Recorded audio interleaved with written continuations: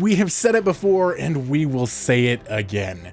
Brothers: A Tale of Two Sons is one of the most impactful and memorable games we have ever played. The gameplay here is nothing to write home about, but it's the story, the journey that it takes you on, that really matters. This is an experience that will tug at your heartstrings, and understanding that before picking up the controller will only help you fully embrace it. When this award-winning game released 10 years ago, it came as a solo game where you would control both characters simultaneously by using both of the joysticks and the triggers.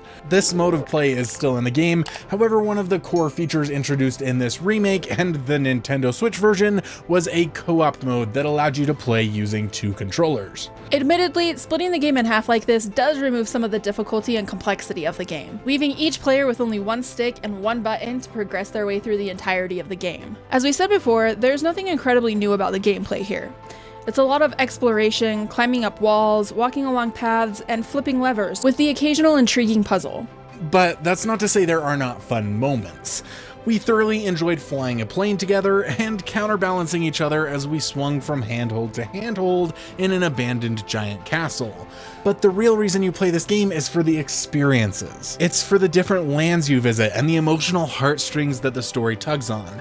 This is not a game that you will easily pick up, play through, and forget the next day. The story has stuck with me since the first time we played it over a year ago. And as we played this time, there were things that I didn't want to do because I knew what was going to happen next. I kept wishing that there was another way, something else that we could do to progress the story. The story follows two brothers shortly after their mother's death as they journey through the world on a quest to retrieve a healing plant to restore their father's health. You really get to experience each character's personality as you interact with the various objects and characters in the game. And you also get to experience each of them changing and feeling different emotions along the way. Before you even start playing the game, it gives you a warning about some of the different things that you are going to be experiencing, letting you know that it might not be for you if some of these topics are too sensitive. While it did feel a little dramatic to us, it was something that we had actually put in our original review. As a channel that generally covers more lighthearted, family-friendly games, we did feel it worth mentioning that this game has some darker themes and some sadder moments that you should be aware of before playing. That being said, exploring through the bright villages at the beginning, the dark caves in the middle, and making your way through the land of giants and snow-capped village towards the end is a wonderful feeling. The updated graphics also make this so much more enjoyable. Throughout the game, there are little benches you can sit on to just enjoy the view, and while some of them simply show you upcoming moments, others display a very pretty vista.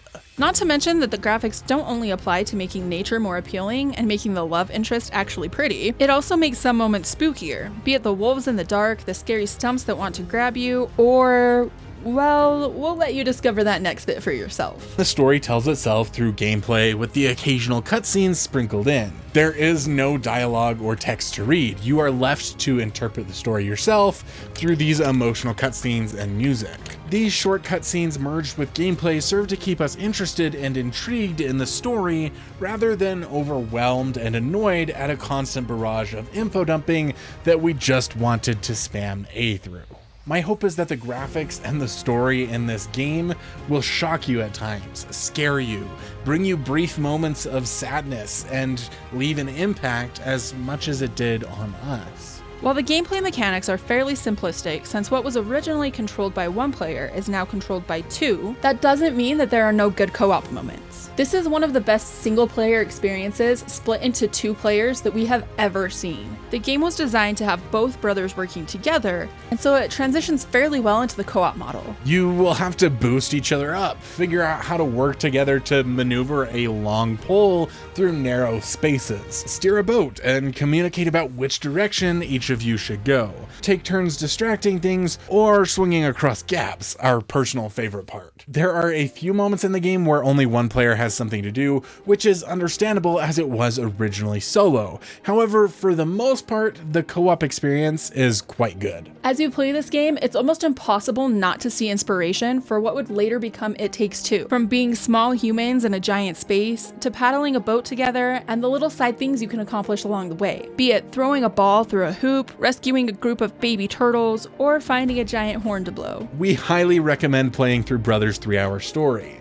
This remake serves to make it it more accessible in the modern day and makes the emotions reach a little bit deeper than they did before. While the story and gameplay are the same, they were great to begin with and needed nothing new. This playlist on screen right now will take you through some of our favorite couch co-op games to play together. These games were designed from the beginning with co-op in mind, and they will definitely fill the co-op thrill you're looking for. We cannot wait to see you there. We love you guys. Y'all are awesome.